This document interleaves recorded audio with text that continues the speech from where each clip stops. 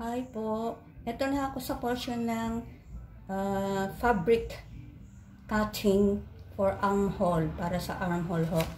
So, kasi nagtabas ako, nagpattern ako, ang pinusto ko yung harapan ng tela, di ba? So, ang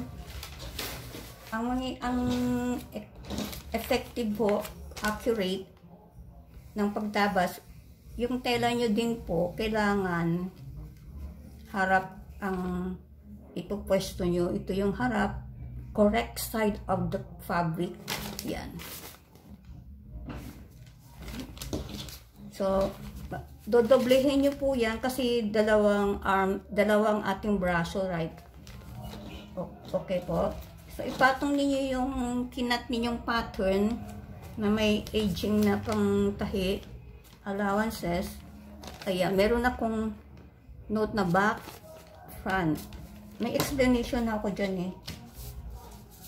So, papakita ko ngayon yung pagkat ng fabric.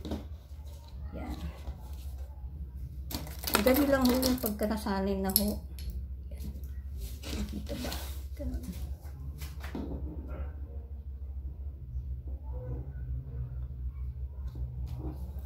Lagyan natin lang pin.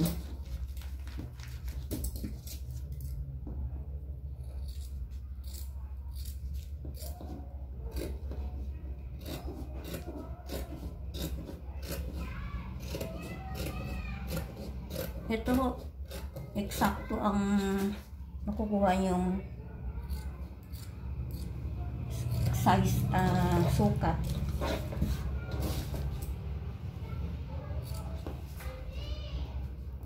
Ayan.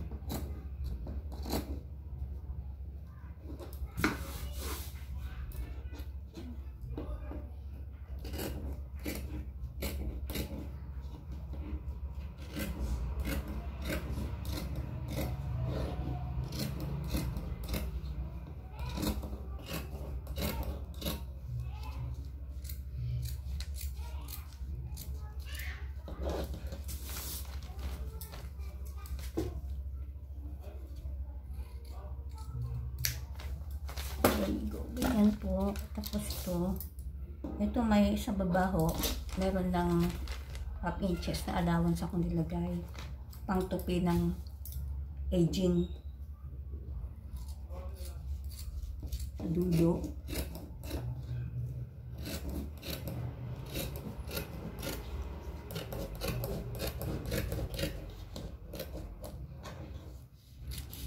There.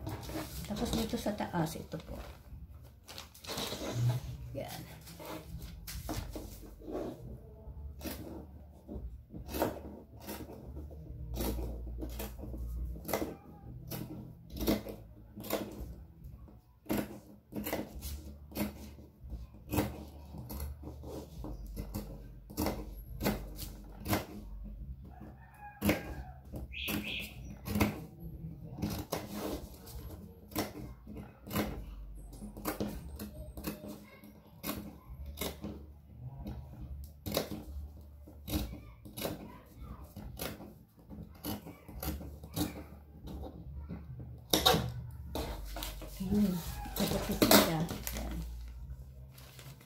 Ito na po.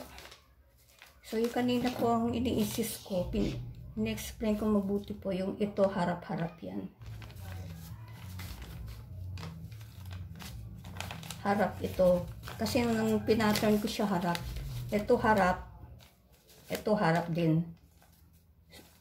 Yung nasa ibabaw harap, yung nasa ilalim harap din dapat po. Ito po. Pwede nyo naman ulit-ulitin yung video pagka, kasi nag-pattern ako sa harap ng blouse. Kaya dapat yung tela ko, harap din itong papatong kong pattern ko. Yung sa ilalim, harap din. Ganun may explanation ako dyan. Ito. Pag inalis ko tong mga pin na to, makikita nyo yung gusto kong explain. Kaya harap ng, yan. So, ito, nag-note ako front. Yan. Front, ito, back. Ibig sabihin, pag ito yung harap, diba? So, Ang tupi mo dapat ganyan. Yan. So, ito, dito, di ba? Yun. Ganyan. Yan. Ito yung walang tayo, siyempre dito yun. So, yan. Harap yan. So, yung naiwan, ito yung sa left. O, di ba? Ito yung sa ilalim, harap, di ba? Ganyan. So, ito dapat dito. Yan. Ganun po.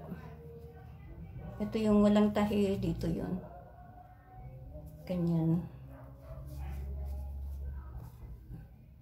Ganun. Diba? Ito yung tunay, yung correct side sa front ng tela. Kaya yun ang gusto kong i-insist, explain para madali po. Ito yung front, dito front. Ito yung back. So, ganyan lang po. Tapos, yung next video po,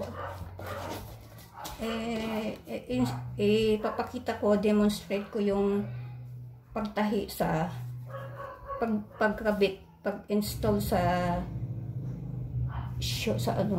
blouse mismo, itong armhole. So, end ko muna yung video na to, yung next video.